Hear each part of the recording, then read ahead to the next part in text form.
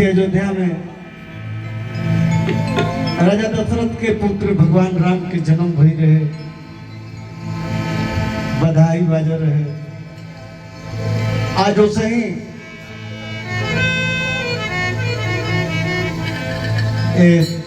धौडाण की नगरी में परम आदरणीय हमारे गार्जियन गुरु ओम प्रकाश मिश्रा जी के नाती यानी आशुतोष जी कुमार मिश्रा जी के पुत्र के आज जन्म उत्सव पर हमने के पूरा कलाकार बंधु हितमित उन्होंने मने बाल भगवान के आशीर्वाद देवे खातिर सभी लोग जुटल बा।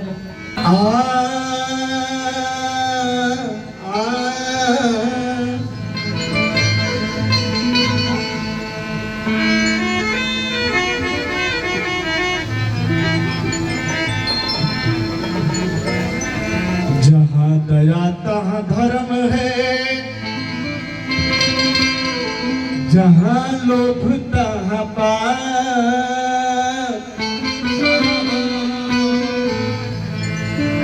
जहाँ क्रोध तहाँ काम है, जहाँ क्षमा तहाँ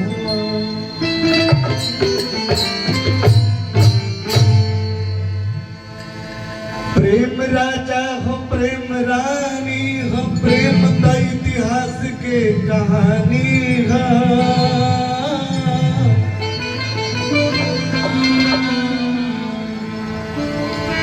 प्रेम राजा हो प्रेम रानी हो, प्रेम का इतिहास के कहानी हो।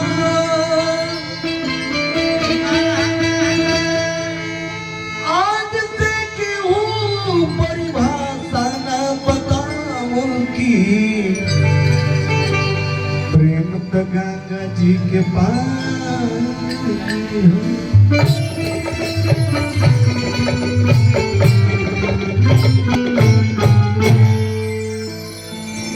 आई हमरा तरफ से उन्होंने मुने के आशीर्वाद बा। जुगे जुगे जिया तू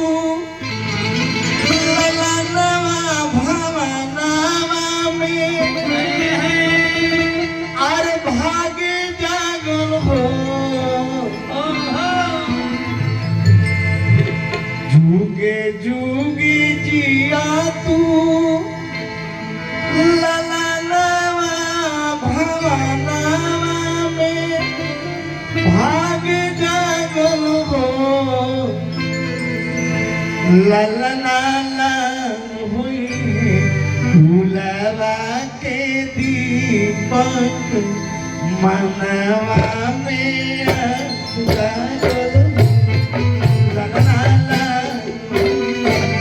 फूलवा के दीपक मनवा में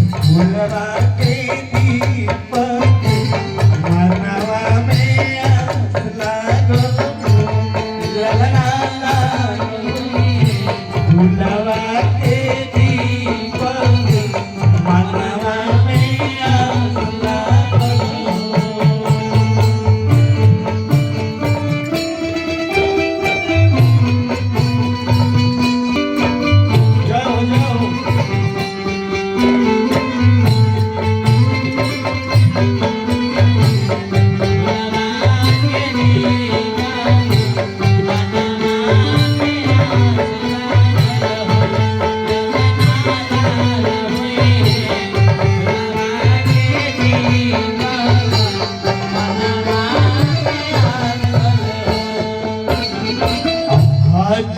के दिनावा सुहावन लागे रतिया लुभावन लागे हो आज के दिनावा सुहावन लागे रतिया लुभावन लागे हो ला ला ला मुनवा के दीपक मनवा में आस लागल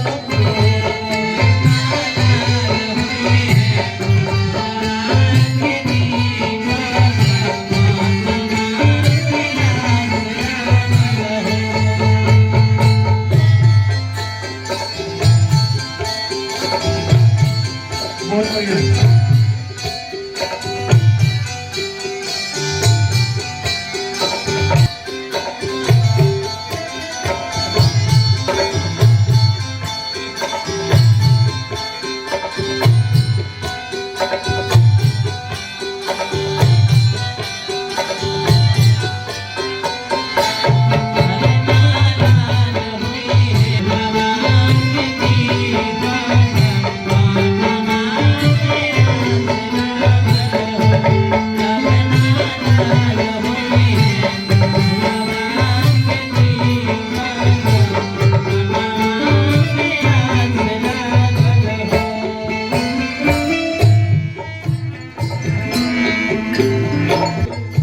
हमने के जे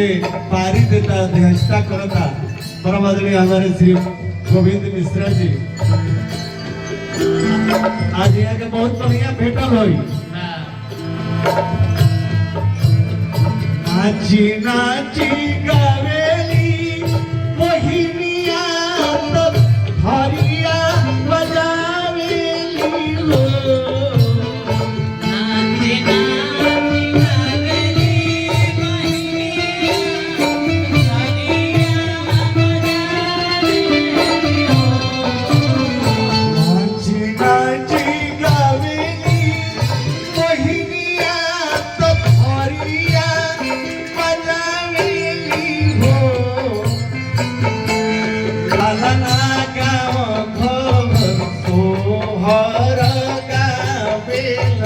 गाई के सुना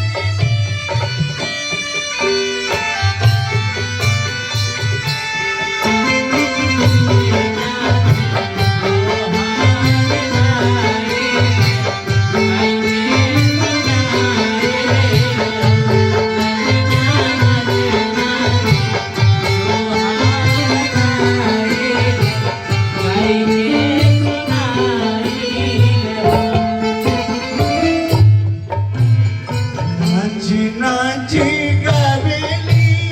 मोहिनिया तब छुटुकी बजावेली हो नाची नाची गावेली मोहिनिया तब हरिया बजावेली हो लालना विद्यासागर सोहर गावे गाई के तू नामे